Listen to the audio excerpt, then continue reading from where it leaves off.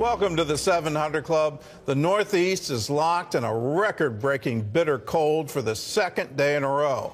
The wind chill is plunging temperatures to well below zero, and officials are warning people to stay inside.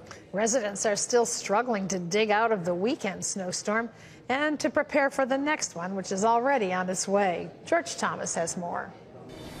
In the Northeast, people are facing a second day of record cold temperatures after an Arctic blast and wind chill descended following this past weekend's snowstorm. In New York, temperatures were in the teens. In Boston, the highs was 10 degrees, the wind dropping the temperatures to below zero.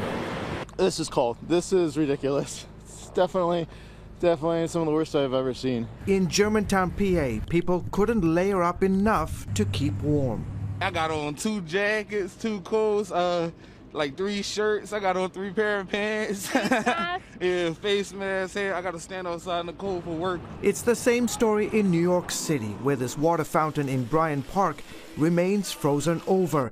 In nearby Queens, firefighters struggled to put out this fire in minus double-digit temperature. They're still blasting the building with water, and of course, it's freezing virtually on contact. Rhode Island scrambling to help thousands of people without heat as problems with gas lines force the shutdown of service.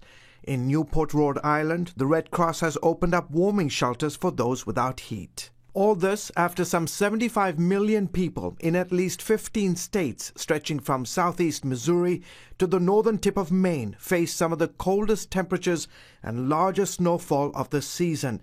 More than 20 inches of snow dropped in Syracuse, New York. Cities and towns across the region are struggling to dig out, but with the cold temperatures turning the snow to ice, it's no easy task. The winter storm is responsible for at least 10 deaths, including a 12-year-old girl who died when the snow fort she was tunneling through collapsed outside her Illinois church. From the Midwest to the Northeast, people still digging out today as another storm system gets ready to blanket the same region with more snow by the end of the week.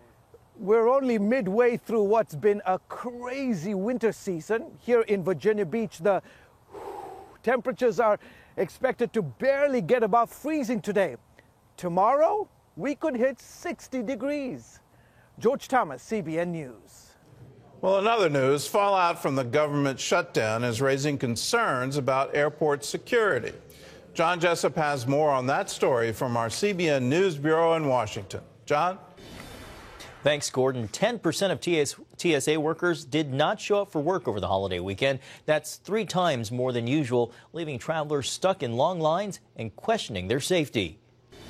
Because they said security, stuff's getting through security, and it's just unsafe to me. Now, as the government shutdown enters its 5th week, some fear it will take an emergency to end the stalemate. Although Congress is back in session today, there's little hope the 2 sides can reach an agreement. Senate Leader Mitch McConnell plans to hold a vote on legislation this week that includes President Trump's latest proposal. It would extend protection for 700,000 Dreamers, the children of immigrants who came here illegally. He needs 60 votes, and the Republicans right now just don't have them. Democrats say they won't approve any funding for a wall, but are proposing $1 billion for border security. Most freshman Democrats are not interested in impeaching President Trump, according to a new survey. Recently, Congresswoman Rashida Tlaib caused controversy when she used foul language to tell supporters she's ready to impeach the president. But an Axios survey found the majority of Democratic House freshmen don't agree. Of the 64 newcomers, 48 believe Congress should wait for the Mueller report before considering impeachment. 7 say talking impeachment is not helpful. 6 support impeachment, and 3 have not stated a position.